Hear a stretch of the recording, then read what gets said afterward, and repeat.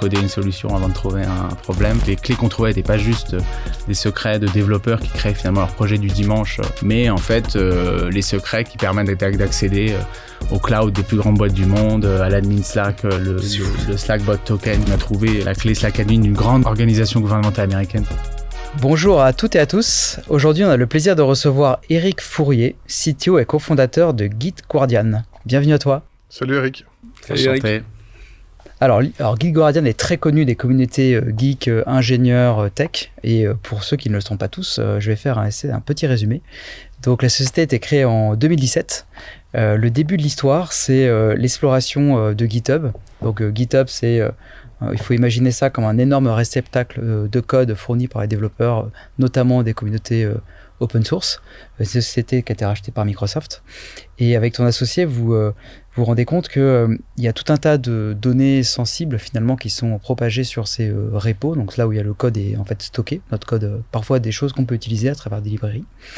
Et vous créez GitGuardian comme une forme de solution en fait de protection qui va aller sur GitHub détecter ces fuites de données, c'est le terme qu'on utilise en informatique pour parler de ces problèmes-là, pour en fait apporter une sécurité à la fois aux développeurs et aux entreprises pour être certain d'utiliser du code qui est propre. Est-ce que c'est bien expliqué?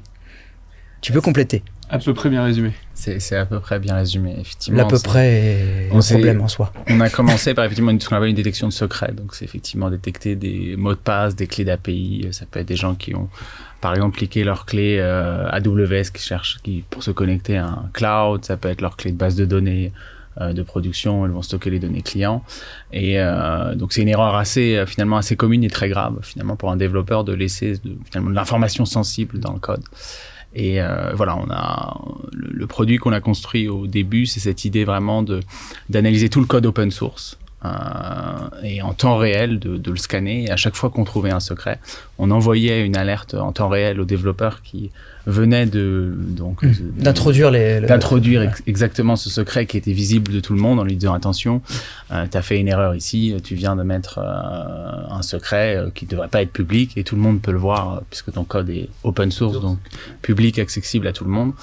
Et voilà, et en fait on a créé ça il y a 5 ans. À l'époque on envoyait 300 emails par jour, maintenant on en envoie plutôt 5-6 000, donc ça a beaucoup grossi. Et les chiffres que j'ai, c'est génial, c'est ton outil d'avant-vente en vérité. Alors voilà, ça a commencé comme ça. On va y venir, mais quelques chiffres quand même. Il y a 300 000 développeurs qui sont inscrits sur l'outil, donc c'est une énorme utilisation dans cette communauté-là. Il y a des clients qui sont à la fois des sociétés tech native comme Payfit ou même des sociétés qui sont dans le domaine informatique comme Datadog et aussi des grands groupes comme Orange. Et vous êtes propulsé par deux séries, donc une série A et une série B, 12 millions la première fois, 44 millions la deuxième, donc armé pour tout cartonner. Exactement. Ok. Non, effectivement, pour revenir un peu sur un peu l'histoire, les débuts, les premiers clients, qui est une histoire un peu même très atypique, je dirais, à la fois en SaaS, que ce soit SaaS Enterprise ou même dans notre domaine à nous qui est la cybersécurité, c'est que on a commencé, déjà je pense qu'on a commencé à créer une boîte en faisant tout ce qu'il faut pas faire dans les manuels de start-up, c'est-à-dire de coder une solution avant de trouver un problème. Tiens. Comme de bons histoire entendue il y a quelques minutes. Comme de bons ingénieurs français sortant de grandes écoles. Donc qui était effectivement ce produit que j'ai détaillé, qui était au début vraiment un peu un side project, GitGuardian, de scraper tout GitHub pour trouver des secrets et finalement découvrir. C'est une histoire qui commence très finalement je dirais data driven et d'exploration. Voilà, on sait qu'on apporte de la valeur aux développeurs et essayer un peu de comprendre de qu'est-ce qu'on est capable finalement de découvrir, qu'est-ce qu'on peut trouver dans ces secrets, et en fait à faire très vite le constat en regardant les données, le code qu'on scannait, les secrets qu'on trouvait, que contrairement à nos premières intuitions qui auraient fait que GitGuardian serait resté un side project, que les clés qu'on trouvait n'étaient pas juste des secrets de développeurs qui créaient finalement leur projet du dimanche pour créer leur petite app perso, leur petit chatbot, leur petite maison connectée, mais en fait les secrets qui permettent d'accéder au cloud des plus grandes boîtes du monde, à l'admin Slack, le Slackbot token qui permet d'accéder aux plus grandes boîtes du monde. Et en fait, l'histoire créatrice qui est pas du marketing. C'est la boîte de Pandore que tu as ouvert. C'est un peu la boîte de Pandore. Et en fait, on a décidé de créer la boîte le jour où, en fait, on a trouvé la clé Slack admin d'une grande organisation gouvernementale américaine dont je ne citerai pas le nom. Et où on s'est dit, bon, en fait, il faut qu'on arrête de jouer les apprentis sorciers. Et il y a un vrai problème qui existe. Qui est pas résolu, que on estime pouvoir apporter une solution avec finalement une solution technique assez élégante. Et donc on s'est dit essayons de créer une boîte. Et à l'époque on faisait du conseil en machine learning, un peu comme Sicara. On était juste 2 et donc on a arrêté notre boîte de conseil et lancé GitGuardian à plein temps. Et là l'histoire un peu commence où. Excuse-moi d'ailleurs, je fais un point malin, la marque. Tu l'as fait exprès de reprendre la même marque que l'autre. GitHub vient de Git. Alors, tu peux décrire l'origine du nom, ça a plusieurs existants. Donc effectivement, il y a forcément le protocole. Et sur son petit sourire, il y a un truc d'ingé derrière. Là, il y a plusieurs de trucs. Donc il y a une coquinerie là. Il y a un truc. On va découvrir. Il y a deux petits jeux de mots. Effectivement, il y a en fait GG, c'est good guy dans l'email qu'on envoyait. Pas trop d'anglais pour Julien. Je précise. Ça c'est ton Easter egg. C'était un peu le gardien de la communauté open source et aussi pour les amateurs de jeux vidéo c'est aussi good game, voilà. Donc il y avait plusieurs jeux de mots dans le nom et puis le nom est pas mal. Enfin, moi il est clair. Il est assez on en a déposé plusieurs, on avait Git Sentinel, enfin bref, mais on n'a pas trop cherché loin, c'était un peu long comme nom, mais ça fait le taf. Donc moi je t'ai coupé sur la marque, donc tu revenais au début, tu disais. Oui, donc je reviens effectivement au début. Donc on se lance et on crée GitGuardian et en savant en voyant qu'on était capable de trouver plein de secrets de très grosses boîtes et effectivement dans l'histoire un peu fondatrice, c'est qu'on commence donc on n'avait pas d'expérience en sécurité, donc pas de réseau en cyber. Et finalement, effectivement, on vend quand même, ça reste un produit de sécurité, mais qui n'existe pas dans les fameux, comme ce qu'on connaissait pas vraiment à l'époque, mais tout ce qui est cadran Gartner et un peu dans les standards de marché, la verticale. Déjà, le domaine qui est aujourd'hui le domaine dans lequel on est, je fais beaucoup d'anglicisme, parce que c'est un domaine qui est quand même très américanisé, tout ce qui est sécurité du code ou code security en anglais. Était un domaine assez naissant déjà à l'époque, et nous on est finalement un composant parmi 5 et dans toutes ces failles de sécu dans le code détecter des gens qui mettent de secrets. Et donc on a un peu tout à prouver et en France en fait ça prend pas du tout, donc on va voir nos réseaux des grands comptes pour une raison qui est assez simple, c'est que en fait dans toute la révolution DevOps, DevSecOps, toute la modernisation un peu du cloud,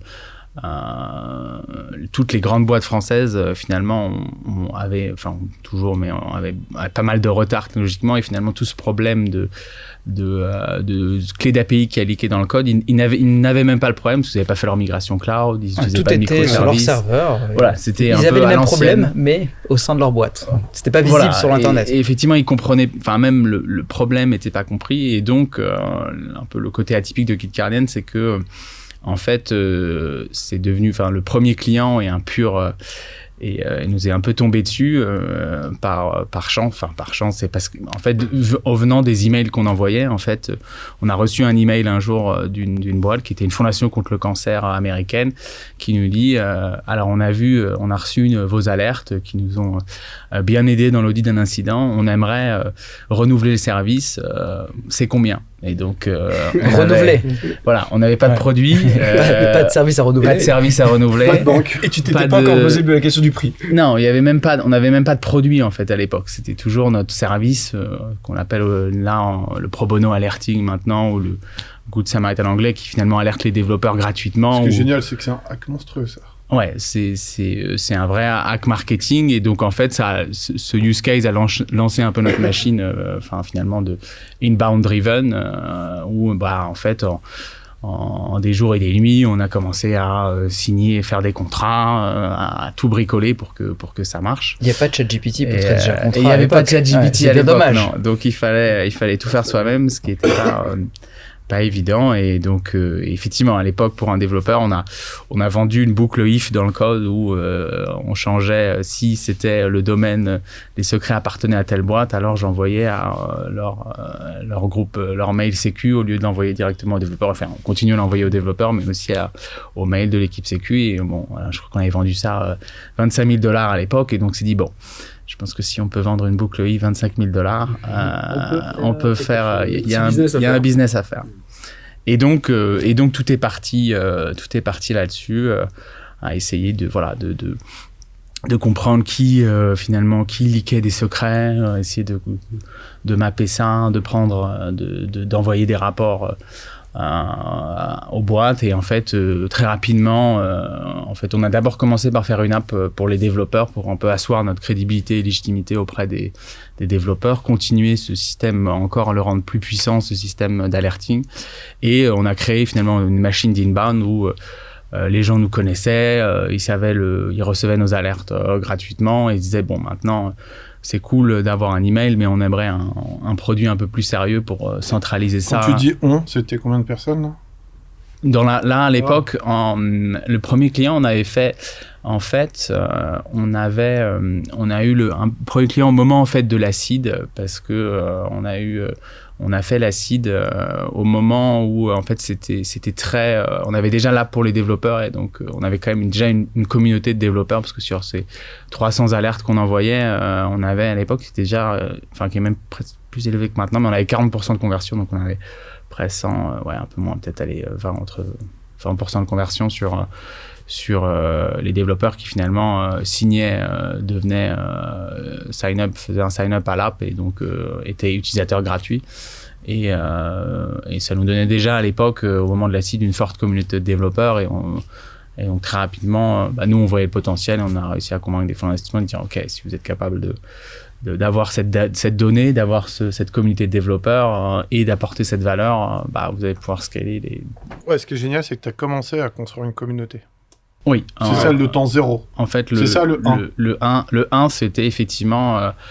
en fait, tout s'est un peu fait en parallèle dans la réalité, mais oui, le focus principal, c'était déjà en fait comment j'apporte de la valeur au persona qui était pour nous déjà à l'époque le développeur, qui est en fait au moment où il reçoit notre email, la personne la plus à même de résoudre le problème.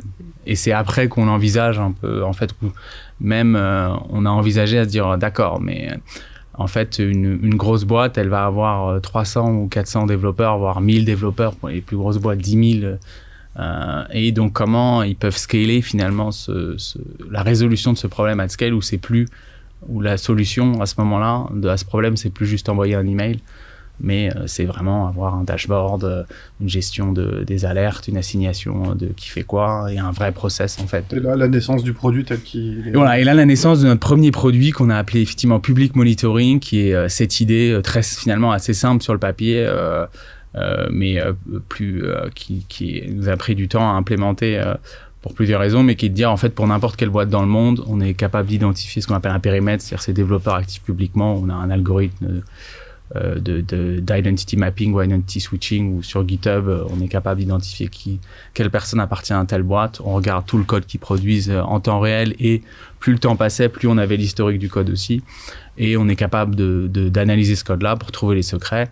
Et en fait on arrive, c'est un produit qu'on vend toujours aujourd'hui, qui est un de nos produits phares de notre suite, on arrive, qui est une des plus belles d'ailleurs, un des produits en cyber qui est une très belle démo, c'est qu'en fait on arrive devant le client à la démo et il voit directement, maintenant, on a 5 ans d'historique, il voit tous les secrets qu'il a leakés, à quel moment, par qui, c'est quoi les plus importants, et donc avec montrer la valeur tout de suite au client. C'est tangible. Voilà, c'est tangible, il voit la valeur, il peut apprécier le risque, et après, c'est juste de le convaincre que dans le budget, c'est prioritaire, et que effectivement, il doit souscrire pour se protéger du risque. C'est génial. Ouais, super. Et du coup, là, on clôture la partie, je pense, 0 to 1, de manière claire. T'imagines, tu feras un truc comme ça pour tes secrets perso en ligne, et t'envoies un petit hack, tu dis « je sais ». T'as des trucs à nous dire, Julien? Non, je te dirai. C'est ça. Okay. En plus, c'est filmé aujourd'hui. Le jus Guardian. Donc, le chapitre 2, donc le scale. L'idée, c'est creuser 2 points saillants qu'Aymeric a travaillé. Ouais, ce dont on avait discuté, je trouve que c'est un élément en plus qu'on aborde peu, c'est que tu nous l'as dit, en France, ça n'a pas très bien marché, donc tu t'es tourné vite vers les États-Unis au début, et du coup, tu avais monté un système de vente qui était des Français qui vendaient aux US, et après, tu as dû shifter pour passer sur une organisation beaucoup plus locale. Et là-dessus, tu as eu pas mal d'apprentissage. C'est pas la même façon de vendre, c'est pas du tout la même façon d'appréhender la relation avec le client. Si tu peux, Parce que tes bureaux, tu as des bureaux aux États-Unis. Oui, alors on est en plein dedans parce que c'est un apprentissage qui est effectivement assez qui est en cours et récent. C'est que jusqu'à il y a 1 an, en fait, on a ouvert des bureaux à Boston en septembre, mais on a recruté notre premier sales aux US en mars de l'année, enfin en février-mars. Jusqu'à maintenant, en fait, tu avais beaucoup d'inbound. Ça venait. Exactement. C'est toute cette machine là qu'on voit, la communauté de développeurs, le produit public. Après, on a créé le produit interne qui est la même idée que le produit public, mais finalement là sur les dépôts de code privés. Donc là, ça exigeait qu'on s'intègre avec les repos des entreprises. Donc on avait construit cette marque, construit cette communauté, construit cette machine d'inbound. Et à l'époque, effectivement, on était les premiers sur le marché. Enfin, c'est nous qui avons, on va dire, inventé une solution enterprise de détection de secrets. Et un peu dans les courbes classiques qu'on voit, on était un peu dans le early adopter market. Donc le système d'inbound marchait très bien parce que on avait des champions internes qui avaient compris le problème, qui voulaient résoudre le problème, et on vendait effectivement l'équipe. C'était un peu facile, quoi. Ça venait à toi. Alors, je dirais pas que c'était facile. C'était pas facile pour une raison qui est très simple. C'est déjà qu'en termes de fuseau horaire, on vendait aux US East Coast, West Coast, donc on développait le jour et on faisait des calls clients la nuit. Mais l'acte de vente était quand même précis, parce que les gens savaient ce qu'ils cherchaient. L'acte de vente, alors, était effectivement plus simple dans le sens où finalement ils arrivaient avec l'intention. Ils avaient été éduqués sur le problème par soit nos alertes gratuites, soit parce que par notre brand et nos articles marketing. Donc on a aussi effectivement, quand la boîte a grossi, on a aussi construit un très fort département marketing avec toute SEO, content stratégie pour vraiment devenir un peu la référence sur ce problème-là. Et en fait, très vite, comme je pense que les gens ont vu que c'était quand même une idée pas trop mal, et la concurrence est arrivée. Donc, il faut savoir qu'effectivement, en cyber, il y a une énorme domination israélienne et américaine, mais beaucoup d'Israël. Donc, on s'est retrouvé au bout de 3 ans avec 3-4 copycats israéliens et américains qui lèvent en site ce qu'on avait levé en série B, avec 0 revenu, mais bon, voilà, parce que le marché est différent. Et donc, finalement, avoir un marché qui devient plus mature, avoir des players, même à se retrouver finalement avec GitHub, qui avait été racheté par Microsoft à l'époque, qui se met à faire une solution concurrente. Et donc, on se retrouve dans un marché qui devient beaucoup plus compétitif.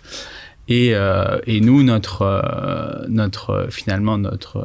ICP, notre cible idéale, ça reste des grands comptes. Finalement, le client idéal de GitGuardian, c'est une boîte qui a plus de 300 ou 400 développeurs pour une raison qui est simple, c'est que plus j'ai de développeurs, plus j'augmente la probabilité de leaker un secret, et plus c'est difficile de scaler ce que nous on appelle la remédiation, c'est-à-dire que ce qui est finalement la vraie valeur profonde, et moi ma vision de la sécurité en général, c'est pas juste de détecter les problèmes, mais c'est d'aider à les résoudre. Ce qui n'est pas une position de l'industrie, n'était pas une position de l'industrie historique et qui n'est toujours pas. Qui était quoi, du coup, le paradigme?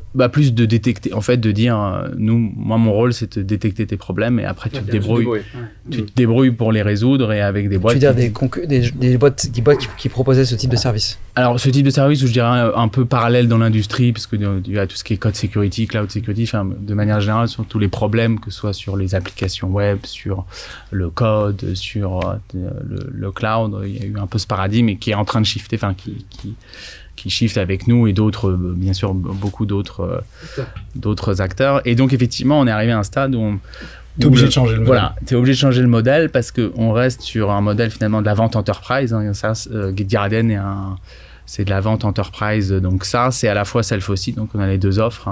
C'est-à-dire qu'à la fois, on est déployé en SaaS. Et vu que pour notre deuxième produit, on scanne le code de nos clients, des très grosses boîtes, elles n'ont pas envie, elles font pas confiance à GitGuardian pour stocker son code. Parce que c'est quand même parce que tu rentres un peu dans le secret des dieux, des fois. Exactement. Et puis j'ai tous ces secrets. Donc bon, ils se disent, la petite start-up en France, je suis une boîte du Fortune 500, ou je suis une grande banque américaine, pas hyper chaud de faire ça. Donc. Et où est hébergé les données d'ailleurs? Alors, les données, en fait, étaient hébergées aux US, parce que le client était américain. Mais quand ils ne faisaient pas confiance, parce que... alors là, ils étaient hébergés sur leur serveur, en fait. Non, mais il n'a pas confiance que tu as une petite boîte qu'ils ne connaissent pas qui va les scanner, qui va rentrer dans leur intimité, quoi. Alors en fait, c'est une double problématique, ouais. C'est surtout le problème où est sauvée la donnée, ouais. Exactement. Le problème effectivement, on a conçu GitGuardian pour ce qu'on appelle faire du self-hosted, c'est-à-dire être capable de déployer GitGuardian dans leur propre cloud. Donc généralement, maintenant, il n'y a plus trop de ce qu'on appelle du on-prem à l'ancienne où on déploie dans les data centers des boîtes. C'est plutôt, en fait, je fais pas confiance à GitGuardian pour stocker mes données. Et donc, je déploie la solution GitGuardian dans mon réseau privé ou dans mon cloud. C'est moi qui le contrôle finalement des machines, des databases. Ça, c'était natif chez toi. Tu avais prévu les deux. Ouais, on avait prévu. Moi, j'avais prévu déjà ça quand on avait conçu l'application à l'époque, parce que je savais que les grosses boîtes nous feraient pas confiance. C'était assez straightforward. Ouais. C'était assez logique. Et donc, à ce moment-là, effectivement, donc plus de compétition, marché enterprise.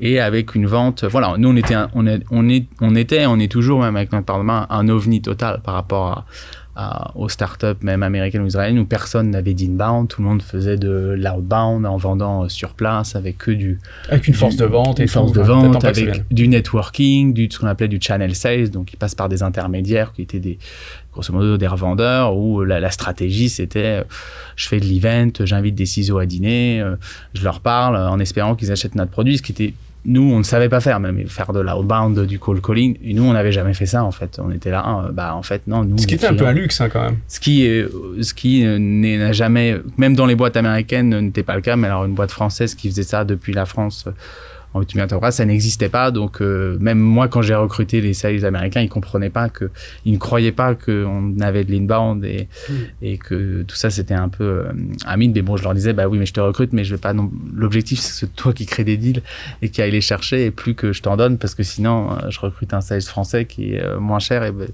et aussi plus technique sur cette partie-là. Et donc, voilà, on s'est retrouvé avec ce problème, mais que finalement, pas le problème classique de la startup française qui est très fort en France et veut aller vendre aux États-Unis parce que même aujourd'hui on fait toujours 75% de notre chiffre d'affaires aux US. À l'époque on en faisait 80%, donc on avait déjà vendu aux US, c'était la majorité de nos clients, la majeure partie de notre chiffre d'affaires. C'est pas commun quand même. Et effectivement. Non mais du coup maintenant avec le recul, ce qui est intéressant, c'est on avait un peu partagé là-dessus, mais je pense que c'est un très bon retour d'expérience.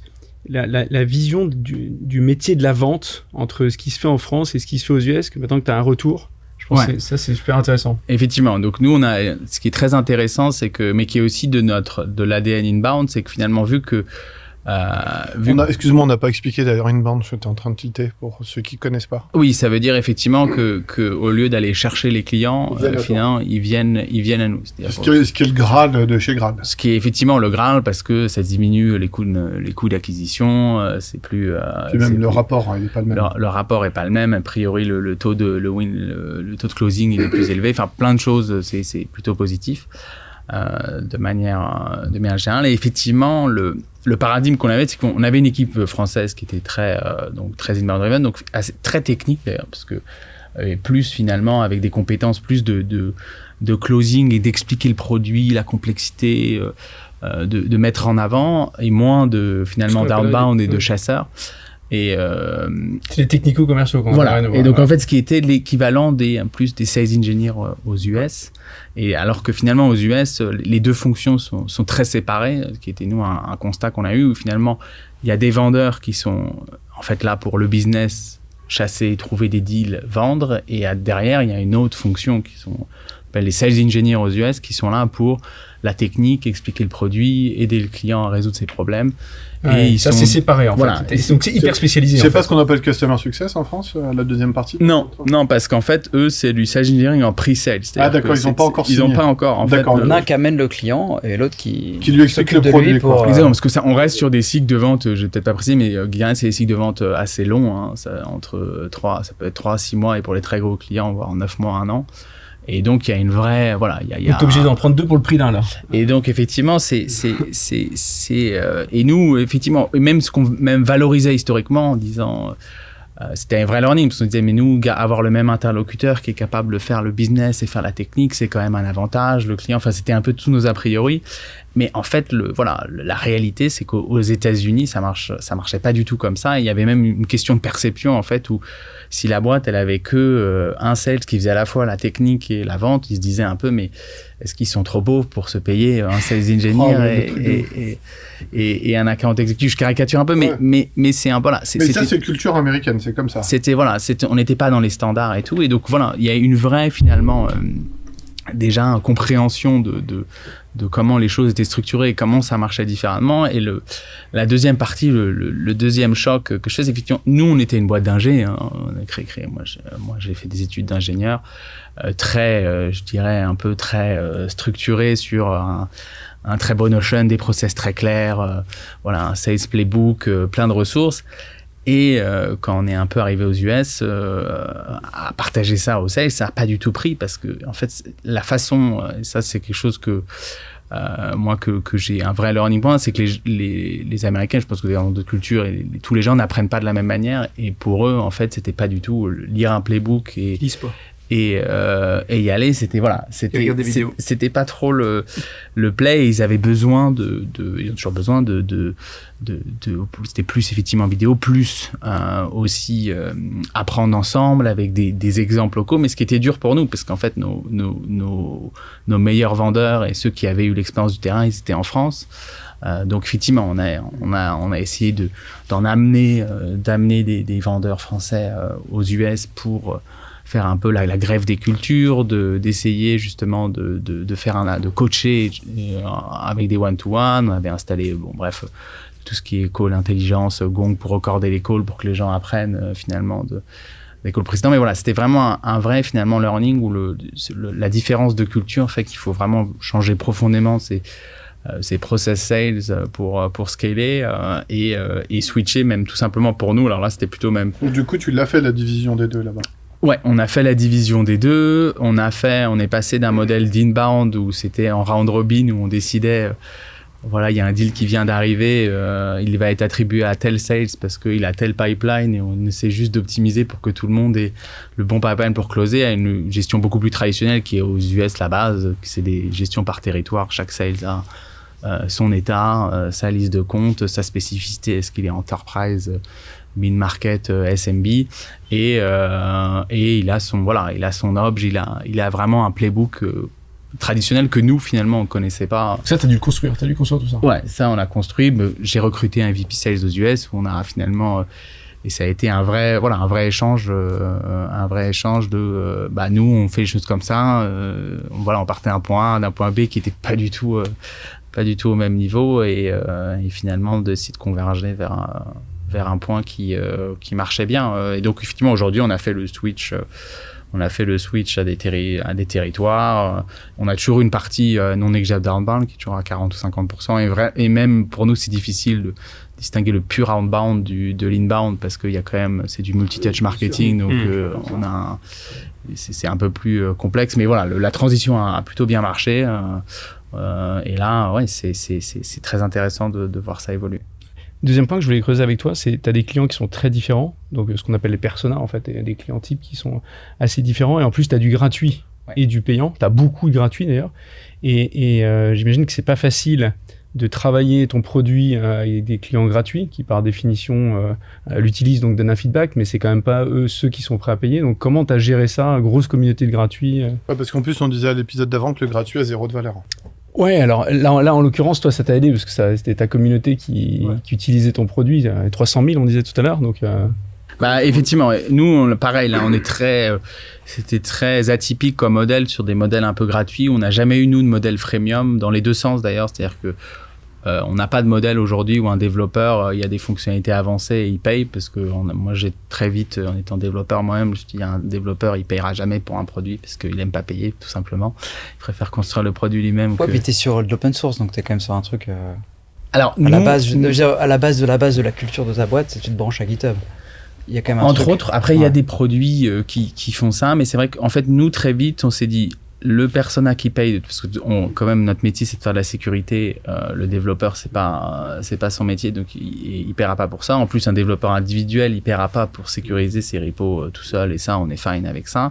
Et même on s'est dit en fait finalement très vite on va pas on va plutôt taper dans les grosses, les mid-market enterprise, donc ce que j'ai dit, un peu plus de 300 devs, et pas essayer de convertir des petites startups ou qui vont commencer à payer Guidiarem. Pour là, une autre raison, c'est on reste un produit, maintenant on s'étend, mais à l'époque on était un produit, le Secret Detection reste un produit assez niche. Et dans sa roadmap sécu, une startup, elle a d'autres choses à faire avant de faire du code sécurité, de la détection de secrets. Mais effectivement, tout l'enjeu, alors là, c'était pour mes équipes produits et pour même le département engineering, c'est l'A/B testing. Les gens se disent c'est génial, GitGuardian, on a 300 000 développeurs, c'est l'app de sécurité la plus installée au monde. On a effectivement énormément de data. Je regardais, on monitor 12 millions de repositories, nos bases de données font plusieurs terrains, voilà, on a plein de codes, on a plein de choses. Et donc, on va pouvoir faire, comme le font les grandes scale-up françaises, plein d'A/B testing, tester plein de choses. Mais la réalité, c'est que, en fait, les gens qui payent, on a des centaines de clients, mais entre 300 000 et 100, très différent. Il y a une énorme différence. Et bon, moi, j'ai fait ça, je fais des études de maths, de statistiques. Et je dis beaucoup rabâcher que, prenons tous nos clients, imaginons un pool de 100, on envoie un survey pour faire de l'A/B testing sur telle ou telle feature ou pour dire est-ce que vous préférez telle ou telle fonctionnalité. Il y en a, sur les 100, il y en a 10 qui vont répondre. S'il y a 3 questions, ça fait 3 dans chaque bucket. C'est impossible de tirer une conclusion quantitative. Si tu fais ça sur les payants. Ouais. Si tu fais ça que sur les payants. Ouais. Et la réalité, ce serait une grosse erreur de le faire sur les gratuits puisque c'est pas le même personnage, c'est pas les mêmes besoins et ils payent pas. Donc en fait, il a toujours fallu finalement qu'on évolue dans un environnement vraiment mix avec ce qu'on fait, ce qui est un terme, ce que moi j'appelle, j'ai pris un terme un peu du machine learning d'aujourd'hui qu'on voit pas mal dans les M, qui s'appelle un peu le transfer learning. C'est cette idée de quelles sont les fonctionnalités qui servent à la fois pour les clients gratuits et pour les clients payants, qui chez nous est ce qui a fait notre grande force, toujours la grande force, qui est le moteur de détection de secrets, puisqu'il est entraîné finalement sur tous ces utilisateurs gratuits. Je peux utiliser toute la valeur et le tester sur la partie payante, mais par contre toutes les autres fonctionnalités de gestion du cycle de remédiation, le dashboarding, les analytics, un peu tout ce qui a été construit autour, en fait, là, ça n'a pas de sens de le recommander aux organes. Donc ça a toujours été compliqué pour les équipes de vraiment comprendre, en fait, vraiment la différence finalement d'être par essence une boîte très data-driven, mais quand il faut prendre des décisions produits, c'est des petits échantillons. Et donc là, on passe dans beaucoup plus des calls de discovery avec le client, de vraiment parler avec le client, est beaucoup plus qualitatif que quantitatif. C'est marrant, dans tout ce que tu dis, tu reviens souvent sur t'as des méthodes hyper innovantes, et puis t'as l'expression, c'est dans les vieux pots qu'on fait les meilleures confitures, quoi.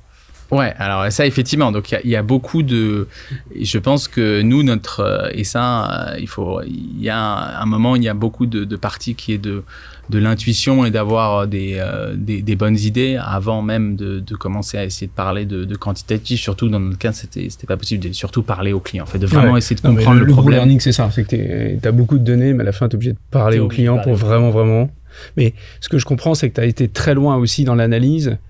Chez le gratuit, ça me permet de tester, mais est-ce que vraiment le retour que je vais en avoir est le même que celui du payant? Tu as été obligé de faire vraiment des ponts pour essayer de regarder si ça va être une information que tu allais pouvoir réutiliser dans ton petit échantillon, en fait. Exactement. Et donc, nous, ça a été le grand... qui a été d'entraîner finalement notre moteur de détection sur tout le code open source et d'arriver chez un grand compte sur son code en disant on a vu en fait tout le code de la planète, tous les types de langage, tous les types de fichiers, donc en fait il n'y aura pas d'erreur et et on sait exactement le taux de faux positif, c'est exactement la performance. Et ça a été ça une de nos grosses forces, toujours d'ailleurs une des grosses forces qui est le peu de boîtes de cyber ont cette approche très data driven, mais pour le reste après de la roadmap, pour les autres features, pour toi ça a été beaucoup plus. Ouais. Quelque part, c'était la stratégie de Microsoft sur OpenAI avec GitHub, c'est qu'ils avaient accès à... Ils ont pu entraîner beaucoup de choses parce qu'ils avaient accès à GitHub. Donc je trouve que ça correspond à ta stratégie quelque part. Après, ils avaient finalement tout le monde avait accès à GitHub, mais je pense qu'ils avaient un accès plus fort. Ils avaient Bing et surtout ils n'ont pas eu peur de le faire. Ouais. Je pense que c'est surtout ça. Surtout ça. Ouais. Aujourd'hui, je pense qu'il y a beaucoup de gens qui ont eu peur d'entraîner les modèles en disant oui, mais si GitHub nous attaque, mais vu qu'OpenAI était, bref, c'était plus facile pour eux. C'est plus simple d'y aller, quoi. Mais bon, il fallait acheter la boîte, il fallait y penser. Il fallait, ouais. Alors, c'est une des questions que j'ai dans le scale, c'est est-ce que tu as une dépendance à GitHub quelque part, ou c'est une dépendance qui est contrôlée?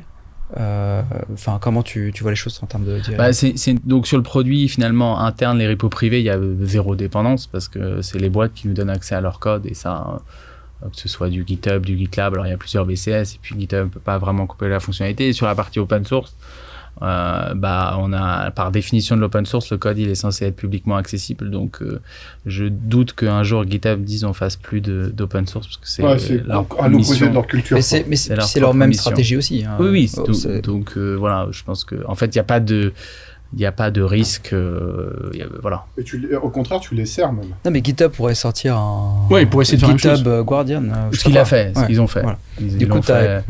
Ils l'ont fait. Après, c'est ce que je dis souvent. Je pense que c'est pas la mission ni de GitHub ni de Microsoft de faire de la détection de secrets, et même de la code sécurité en général. Donc, on sera toujours meilleur que ça. Plus spécialisé. Peut-être qu'un jour, plus spécialisé, plus focus, plus rapide. Ils viendront te voir pour te racheter. Ça, c'est une option qui pourrait. Peut-être. Écoute. Voilà. C'est bien ça. Après, justement, Attends, mais tout est anticipé. Tout est anticipé. Nous ouvrons le dernier chapitre qui est le next game.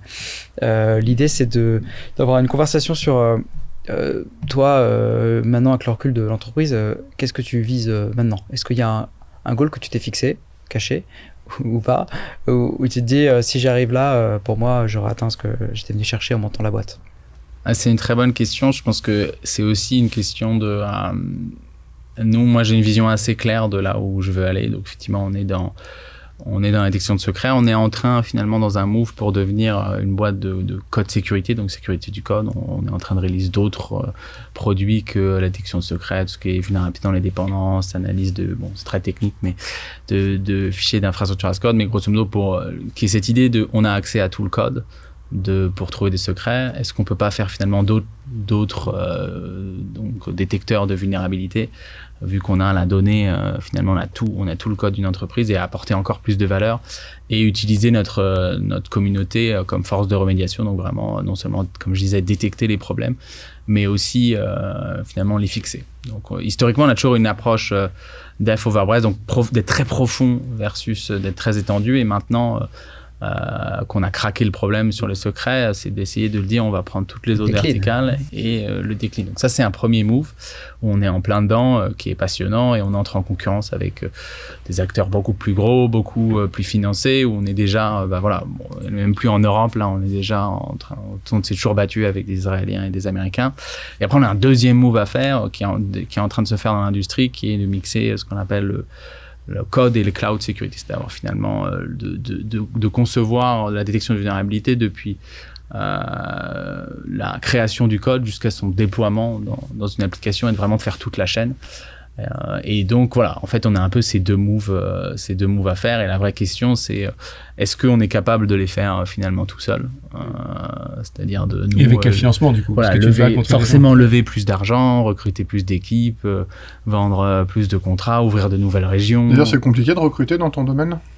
Je pense que pour tous les développeurs, c'est toujours, ça reste compliqué. Des bons vendeurs, tout est compliqué. Hein. Je pense que rien n'est. Mais t'as comme un produit qui est populaire auprès des développeurs, ça c'est génial quand même. Ouais, on a un produit qui est un super atout. On en a parlé, le volet RH, je pense que. Auprès des développeurs. C'est chouette. Ouais, ça c'est plutôt cool. Et donc voilà, la question c'est à quel point on peut aller tout seul chercher ce marché-là. Et après, en tant que fondateur, je pense qu'on est toujours drivé par toujours grossir, toujours aller plus loin. Donc voilà. Tu veux résumer, Julien, avec tes points saillants? Il y a tellement de points qui ont été dits, mais déjà j'adore le coup du hack.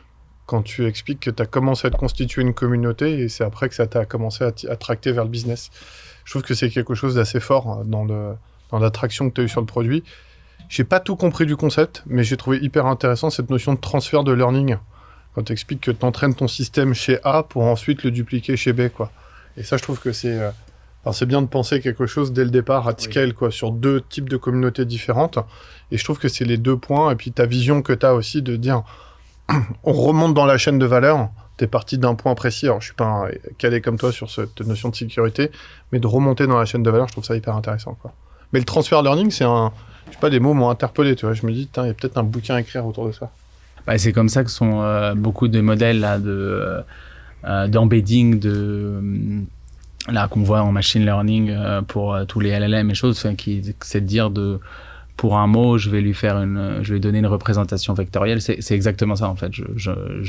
C'est des gros modèles qui vont permettre de faire des embeddings et après je peux faire des algorithmes beaucoup plus simples sur, par exemple, de la comparaison de synonymes entre deux mots ou du sentiment analysis en utilisant les embeddings d'OpenAI qui eux ont été entraînés par des modèles qui coûtent 100 millions. Et en fait, c'est ça, le transfer learning vient de là. Je bénéficie finalement d'un très gros modèle qui a coûté très cher, qui fait une représentation pour après faire un plus petit modèle qui prend une décision et qui a une tâche spécialisée et qui va... Super puissant. Tu nous feras un petit schéma d'archi tout à l'heure. Ouais, tu me feras 4 pages de dissert là-dessus demain. J'ai vraiment que ça s'intéresse un petit peu à toi, un peu à ton équilibre, s'il existe, équilibre bancal d'entrepreneur. Est-ce que tu as des choses... Tout le monde à Émeric. Je suis bien placé pour savoir qu'il existe. Mais Émeric, je sais pas, je pense qu'il dort... Pourquoi vous vous connaissiez comment alors tous les deux d'ailleurs? On le dit. Je vois sourire, il y a des trucs chelous là-dedans. Enfin, on salue Émilie. On salue Émilie qui est dans notre équipe. Ma femme travaille avec Émeric. Voilà. D'accord. On fait un petit heads up pour Émilie. Donc je sais que la vie est équilibrée. Ma femme. Tu sauras, tu auras la version officielle J'aurai demain. la version officielle et on peut demain. avoir la version marketing maintenant. Tu vois, on compare. Bah, vas-y, alors c'est quoi tes habits quotidiens pour décompresser? Ouais, pour être performant. Ouais, c'est une très bonne question. Effectivement, je pense que c'est très important dans la vie d'un entrepreneur. Moi, j'ai effectivement beaucoup insisté là-dessus au cours des années. Donc plusieurs choses. Je pense qu'il y a une chose que où j'ai beaucoup de chance là-dessus, c'est la partie support familial. Déjà, mes 2 frères sont entrepreneurs. Mon père a créé des boîtes, donc c'est déjà et voilà, donc vraiment un écosystème, je pense, très fort là-dessus. Après, j'ai une routine assez forte personnelle de sport et d'essayer de maintenir une santé assez forte, de bien dormir, de bien s'alimenter, mais surtout le sport pour moi. Tu fais quoi par exemple au sport et quelle fréquence? Sport, plusieurs choses. Je dirais 3-4 fois par semaine. Historiquement, j'ai fait beaucoup de sport de combat quand j'étais plus jeune. Encore. J'en ai marre d'interroger des gens des combats. Mais tous les gens qu'on interroge, ils veulent nous la mettre. J'ai plutôt arrêté. J'ai peur, moi. J'ai plutôt arrêté ces derniers temps, mais plutôt avec des sports un peu plus classiques, donc MMA, de tout ce qui est courir, vélo, et notamment que j'ai gardé, que j'en ai fait aussi une partie dans la culture d'entreprise. Donc on a pas mal de gens qui vont courir à midi ou on fait des semis ensemble, des choses comme ça. Moi, c'est des choses que je trouve très intéressantes. Et qui sont pas mal pour... Tu te rappelles, ça me fait penser, il y a une personne qu'on avait eue, tu sais, celle qui a monté la boîte d'avocats, qui nous dit, oui, je me détends, et elle faisait genre un Ironman. Raphaël Dornano. Elle nous dit, oui, bon, je fais un peu de sport, un petit Ironman par-ci, par-là. Ok, ouais. Un petit semi, entre midi et 2, on y va. Allez. Non, mais c'est dans la culture d'entreprise, du coup. Ouais, c'est un peu... il y a des gens qui font de l'escalade, des gens qui vont courir, des gens qui vont faire du vélo, des gens qui font la piscine. Enfin, il y a les groupes Slack, tout le classique de la Startup Nation. Mais très bien, moi, je pense que c'est une chose très saine. Je pense que c'est... ou le sport ou d'autres facteurs pour d'autres moyens de décompresser. Moi, c'est celui-là. Le sport, ça marche plutôt bien.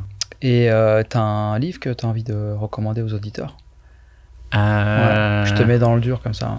Alors c'est un livre qu'on m'a conseillé mon frère. C'est le dernier livre que j'ai lu qui a rien à voir avec des startups. Donc je pense que c'est bien aussi.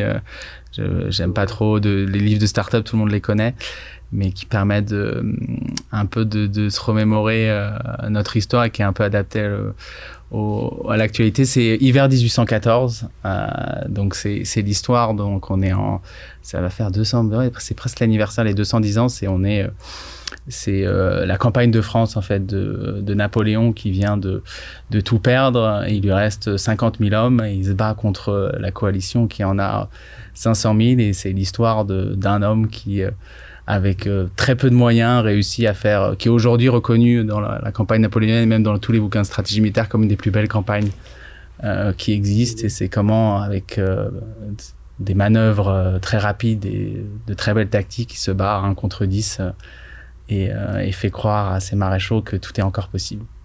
Mais il capitulera 3 mois après. Wow. Et voilà. Mais c'est un très beau livre. Ok, tu l'as bien vendu. C'est l'histoire, voilà. Ouais. Émeric, on va faire le scale là. Émeric, il est tout prêt, émoustillé là. Tu vois, tu lui parles d'histoire. Il parle pas de droit de France. Il a déjà fait donné la dernière pour demain keynote sur matin. Jacques Coeur, donc il faut l'écouter. Écoutez Keynote Jacques Coeur, ouais. Et une personne que tu aimerais inviter à ta place? C'est une bonne question, ça. C'est forcément C'est pas forcément quelqu'un qui vient du monde tech et startup. Quelqu'un, tu dis, qui a fait des choses intéressantes qu'on peut raconter en termes de scale. On a eu un artiste la dernière fois. Et on a des experts. On a eu le patron, le coach de Cyril Gann en MMA, qui nous a parlé de préparation mentale et aussi de comment tu fais un business dans ces modèles-là. Richard Orlinski, qu'on salue. Qui vend des gorilles à plusieurs millions d'euros. Bah, je sais pas, est-ce que mon frère il est venu dans le podcast? Non, on a eu Hugo, on a eu Anna qui nous a. Alors c'est plus Hugo maintenant, c'est Sidecare. Bah moi mon autre frère, même si mon autre frère a effectivement une boîte, alors pas du tout pareil parce que EBITDA positif et sans levée de fonds, donc c'est toujours un débat très intéressant. On verra à la fin comment ça se passe chez les foyers. C'est un autre. Il fait quoi ton frère? Il fait une boîte qui s'appelle Study Call. Il fait des call centers en fait distribués, une ubérisation des call centers. Voilà. Très bien. Famille d'entrepreneurs. Toral 06 facile à nous transmettre. Ok. Bon, merci beaucoup pour le partage et bientôt.